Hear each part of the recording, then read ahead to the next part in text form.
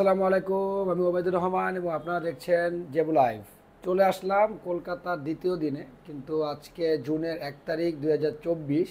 আজকে হচ্ছে কলকাতার নির্বাচন ডে, লাস্ট ডে, এই জন্য আজকে বেশিরভাগ জায়গায় বন্ধ। তো আলটিমেটলি হচ্ছে আমি আপনাদেরকে দেখাবো আজকে আপনারা কলকাতা আসার পরে নর্মালি কি করবেন প্রথম দিনে। হোটেল তো ঠিক করলেনই, রুপিও ভাঙালেন, ঠিক আছে, এখন হচ্ছে খাবেন কোথায়, থাকবেন কোথায়, এক্সচেঞ্জ করবেন কোথায় এবং শপিংগুলো করবেন কোথা থেকে, আজকের এই পুরো ভিডিও জুড়ে এগুলো নিয়ে কথা হবে। এই হচ্ছে Abdul Khalek and sons restaurant. এটা হচ্ছে একটা বাংলাদেশি লোকের রেস্টুরেন্ট। এখান থেকে আপনারা বাংলাদেশি খাবার, গরুর মাংস বা যেটাই খেতে চান সব কিছু থাকবে। আর এটা পাশে হচ্ছে আমাদের হোটেল প্যারাডাইস গেস্ট হাউস, জিনিসটা ভালো। আর হচ্ছে আমাদের মার্কুইস স্ট্রিট, এখান থেকে মোটামুটি সব জায়গায় ঘুরতে পারবেন। আমি ভিতরে ঢুকছি এখন।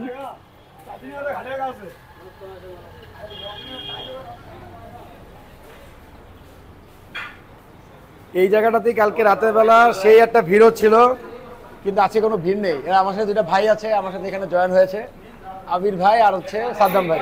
সকাল আমরা হচ্ছে তেল পরোটা আর হচ্ছে সাথে হচ্ছে গরুর মাংস ট্রাই করছি। এই সুন্দর একটা হোটেলের পরিবেশে আপনারা খেতে পারবেন। ভালোই, আপনার কাছে মনে হবে আপনি বাংলাদেশেই আছেন, কোনো একটা বাংলাদেশি হোটেলের মতোই মনে হবে। আপনারা যারা হচ্ছে টাকা থেকে রুপিতে কনভার্ট করবেন তারা হচ্ছে এখান থেকে মানি এক্সচেঞ্জ করতে পারবেন। এখানে অনেক দোকান আছে, যদিও বন্ধ দেখাচ্ছে, কারণ হচ্ছে বেশিরভাগই হচ্ছে আপনার নির্বাচনের জন্য বন্ধ।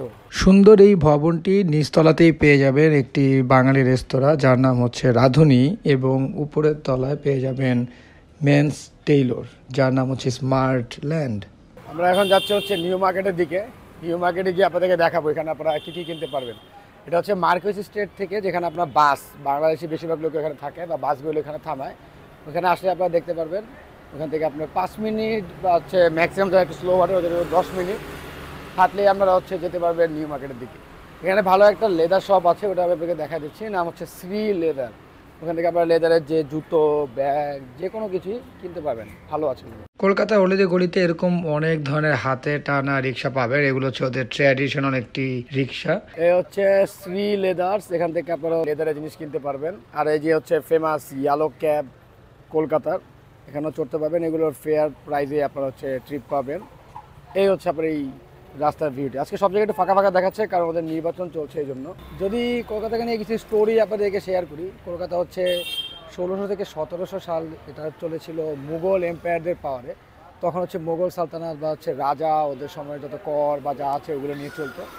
এর পরবর্তী এটি যখন মোগলদের মধ্যে ফাটল ধরে, ওদের মধ্যে ছোটো ছোটো স্টেটে পরিণত হয়, তখন হচ্ছে আলটিমেটলি এটি পাওয়ারে আসে ব্রিটিশ এম্পায়ারে। তখন ব্রিটিশদের ক্ষমতা চলে আসে। ওই সময়ই কলকাতার যত উন্নত বিল্ডিং বা মনুমেন্ট রয়েছে ওগুলো তৈরি হওয়া শুরু হয়। তো আলটিমেটলি বুঝতে পারছেন যে তখনকার সময় এশিয়ার মধ্যে সবচেয়ে মডার্ন সিটিগুলোর মধ্যে কলকাতা হচ্ছে একটা ছিল, এবং এই সময় ওরা হচ্ছে এশিয়ার ফার্স্ট কান্ট্রি হয় যারা হচ্ছে ট্রাম ইউজ করতো। ওরা হচ্ছে তখন থেকে হচ্ছে ট্রামেরই আইডিয়াটা ওদের কাছে আছে।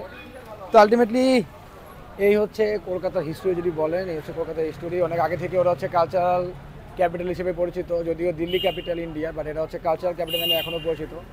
আর ট্র্যাডিশনাল খাবার যদি বলেন তাহলে হচ্ছে রসগোল্লা রয়েছে, তার মধ্যে আবার সন্দেশ আছে, কচুরি আছে, আর অনেক ধরনের খাবার ওরা হচ্ছে ট্র্যাডিশনালি আপনি কলকাতা আসলে খেতে পারবেন। কলকাতা সিটিটা অনেক ভাস্ট, অনেক বড়।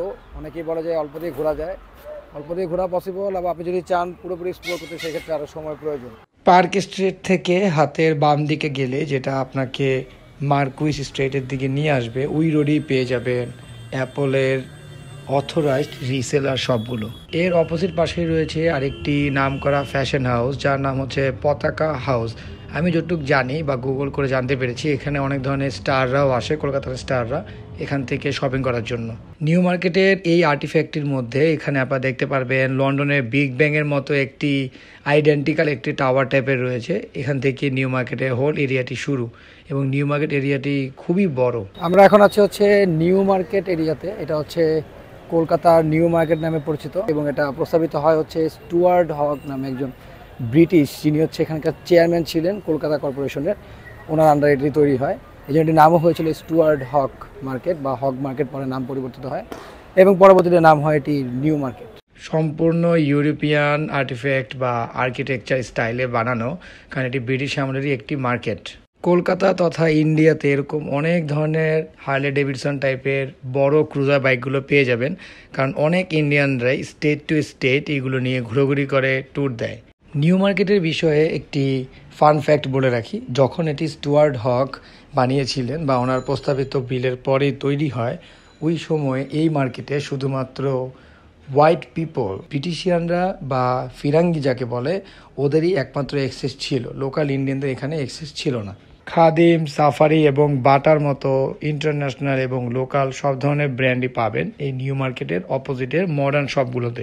কিছু স্ট্যাচু দেখতে পাচ্ছি, বাট দুর্ভাগ্যবশত আমার জানা নেই স্ট্যাচুগুলো কিসে। সন্ধ্যের আলোতে যখন মার্কেটে লাইটগুলো জ্বলে উঠছে, এর ঠিক আগ মুহূর্তেই নেওয়া ফুটেজটি। নিউ মার্কেট, পার্ক স্ট্রিট এবং এইরকম অনেক ধরনের রাস্তাতেই আপনারা বিভিন্ন রকমের এরকম ছোট ছোট দোকান পাবেন, যেগুলোতে হচ্ছে বিভিন্ন ছোট ছোট ইলেকট্রনিক ডিভাইস বা হচ্ছে মানে ফুড হকার্স যাদেরকে বলে, আমাদের বাংলাদেশের মতোই এরকম সিমিলার ওখানেও পেয়ে যাবেন।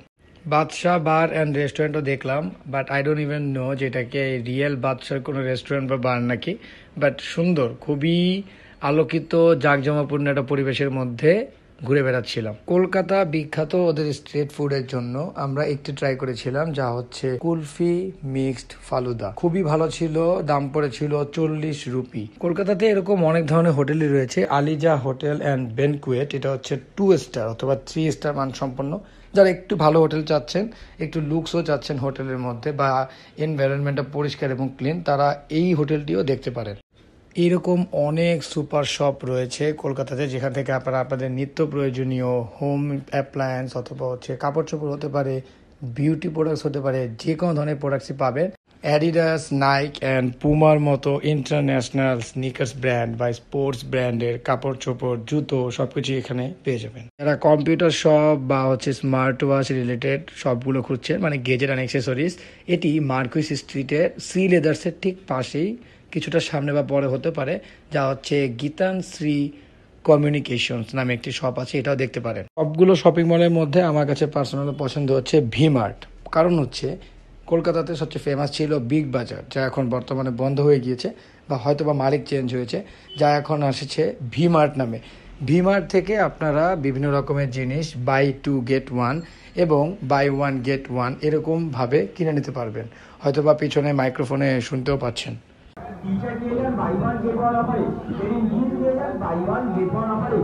ঘুরোঘুরি শেষ করে রাতের খাবারে আমরা নিয়েছি কালো ভুনা এবং সাথে হচ্ছে সাদা ভাত আর হচ্ছে কিছু সবজি। আজকের ভিডিও এই পর্যন্তই, এখানে শেষ করে দিচ্ছি। আপনাদেরকে দেখালাম যে কোথায় যেতে পারেন, কোথায় শপিং করতে পারেন এবং এই সব আনুষঙ্গিক বিষয়গুলো, এবং কিছু হিস্টোরি নিয়েও কথা হলো। পরবর্তী ব্লগে দেখা হবে, আপনাদেরকে নিয়ে যাব অন্য আরেকটি কোনো ট্যুরিস্ট স্পট, যা হচ্ছে কলকাতার আশেপাশেই, সাউথ হতে পারে কলকাতা অথবা নর্থ কলকাতা। এই পর্যন্ত ভালো থাকবেন, সুস্থ থাকবেন। আজকে ভিডিও এখানেই শেষ করছি। আল্লাহ হাফেজ।